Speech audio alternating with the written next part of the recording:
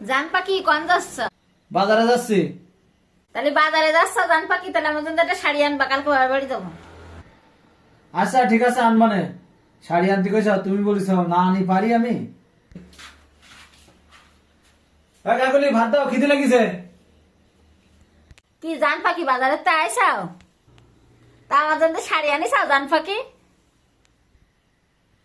সে শাড়ি আনতে ভুলে গিস।